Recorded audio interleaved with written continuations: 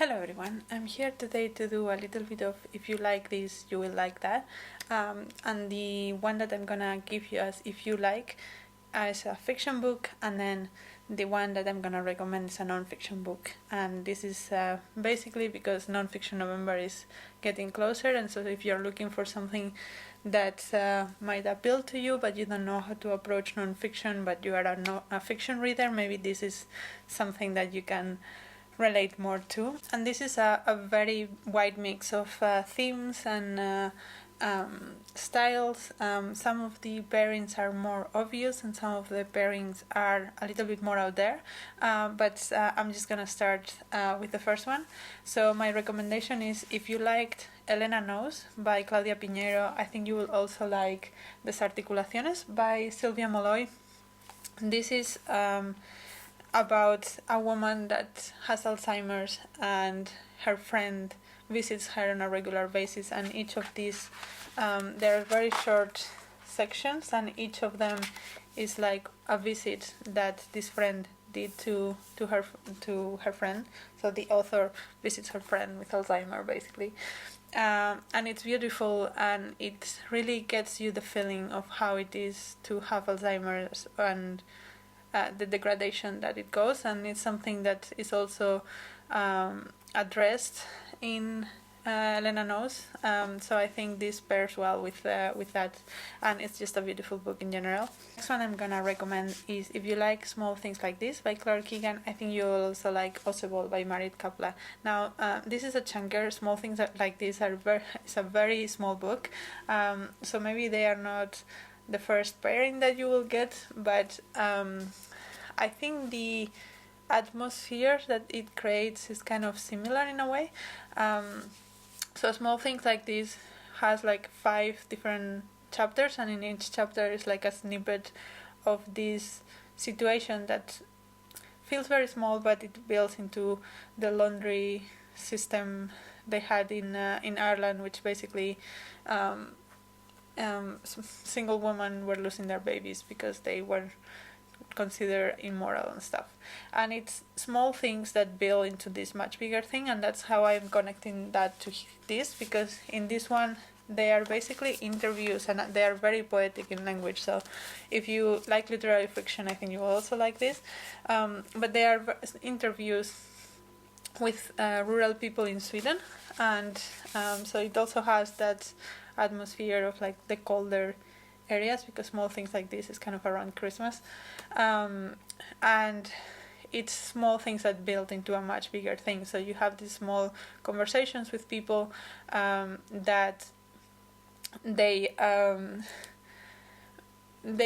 just speak their mind, and they build this bigger story about the rural situation in Sweden, the fact that they don't have hospitals, they don't have schools, they don't have work, but people still do want to live there and preserve the way that they have been living for many years, and the houses that their parents lived in and their grandparents lived in, and everyone was born there, and that kind of atmosphere and community, they want to preserve it, and the difficulties that they had to do that because of the current political climate and priorities, and so that is like big topics, the same as in Small Things Like This, but they are built out of very small building blocks, and so I think that together with the atmosphere makes me think that they pair well together. The next one is a little bit more obvious. So if you have read Soldier's Failure by Claire Killroy,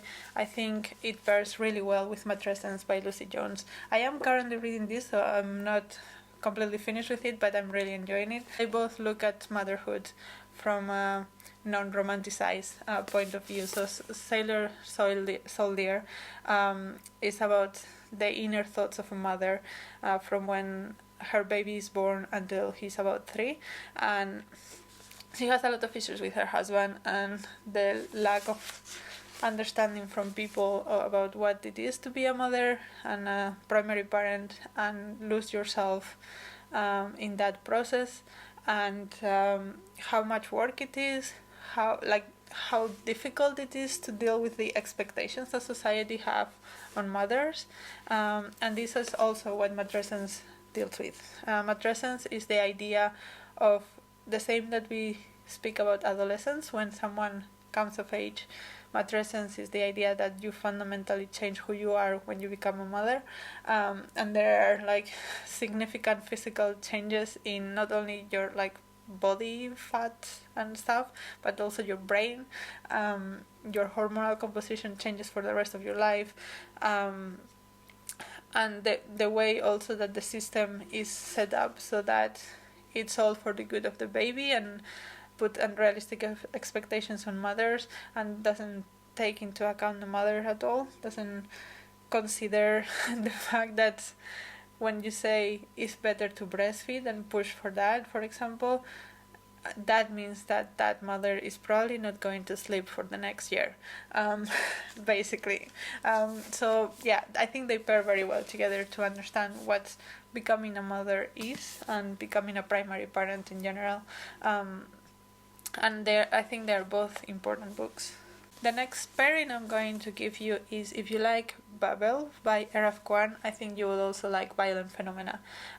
So Babel is a fantasy book about this boy that goes to Oxford, or is brought to Oxford to learn languages, because that's how the magic system works. If you know the language good enough, you can manipulate these gold things, I think it was gold, and it has a lot to do with translation and like also the colonialist things that are brought up in translation, and that's basically what this is about. It's about the colonial aspects of translation and how many times translators are preferred to have like, if you're translating from whichever language to English, they are preferred to have like an English name.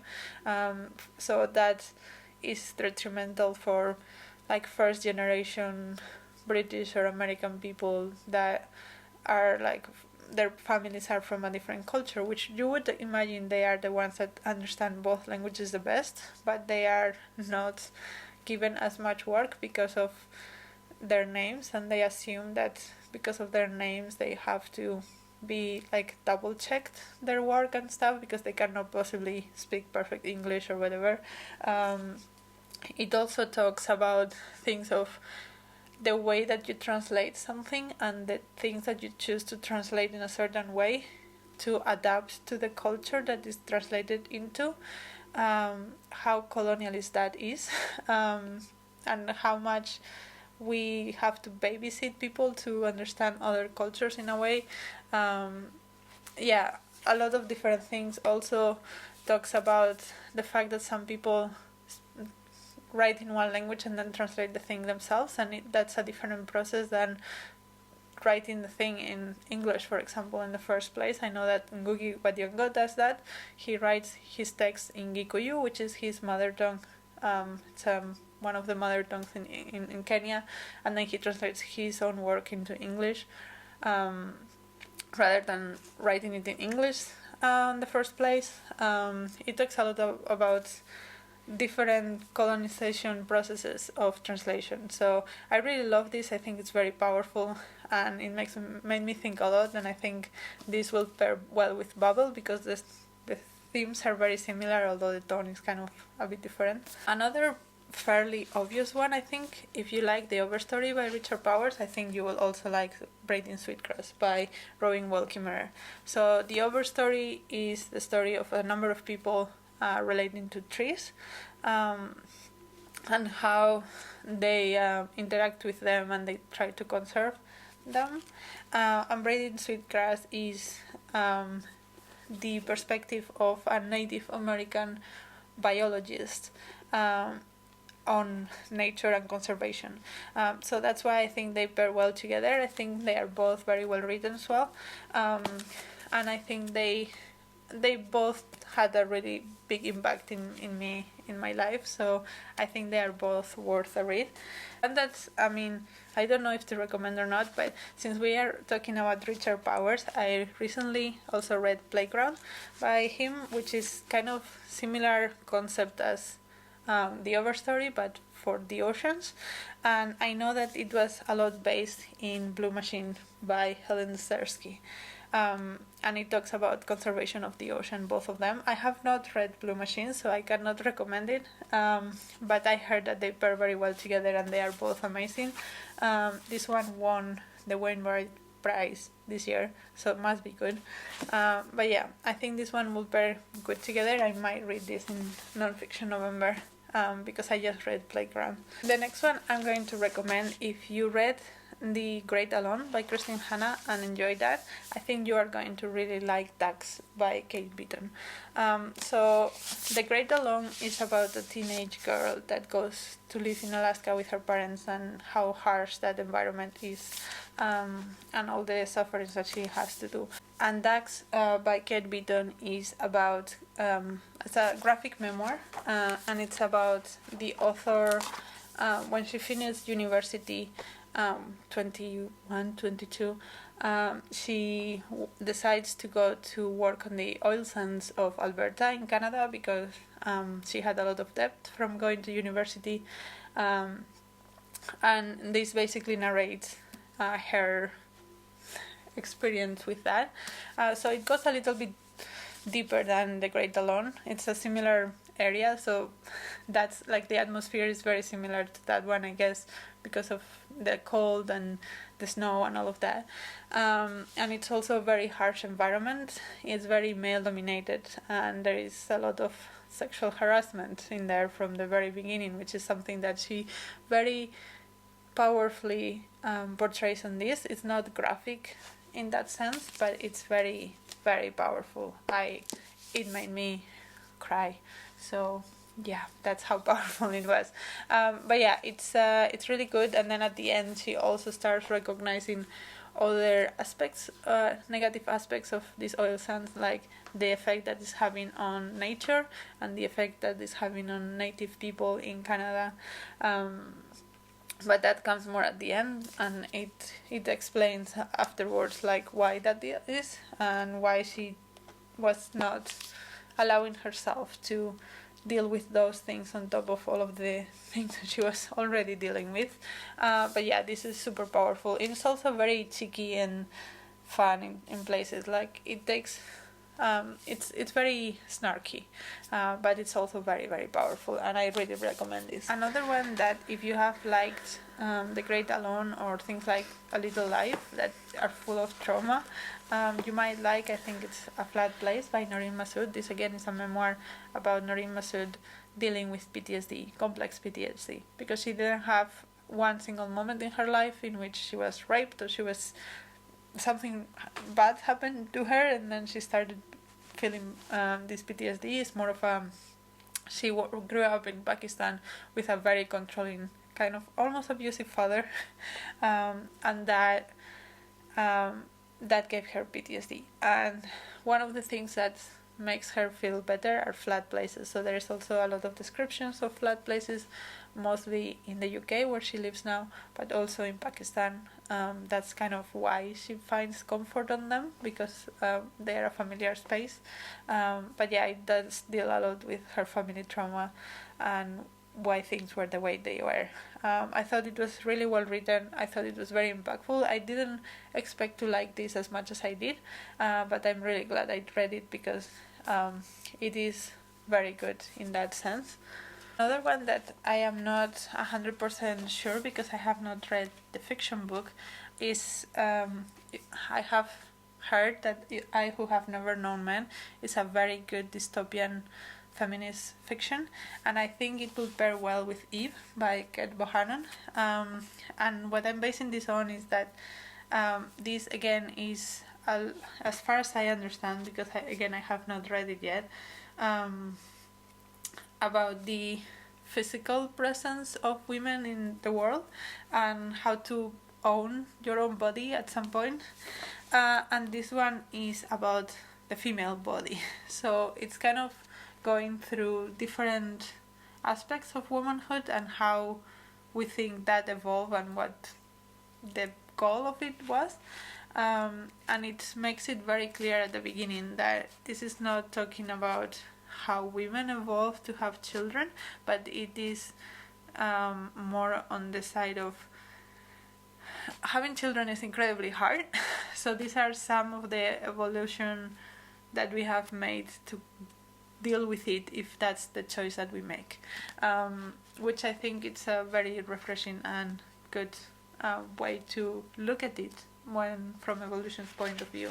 And it goes through different things like how did we evolve to be able to produce milk, or menopause, how did menopause evolve to exist, how our brain evolved to deal with the stress of being mothers, things like that. I found it really interesting. It's not a perspective I've seen before, and I think it's quite the interesting one. Then the next one I have is also probably a very obvious one, but if you like Demon Copperhead, I think you would also enjoy The Empire of Pain by Patrick Radden-Keefe.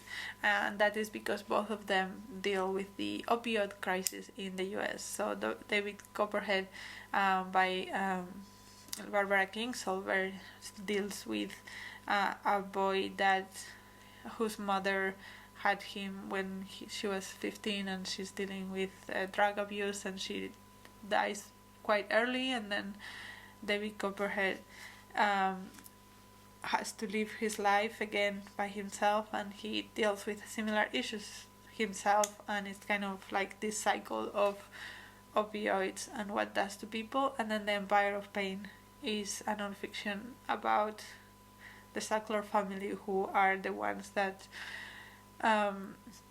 put in the market oxycodone. That's the one that is very addictive and is prescribed as a pain medicine for acute pain, and then people become addicted to it, and that's how addiction happened.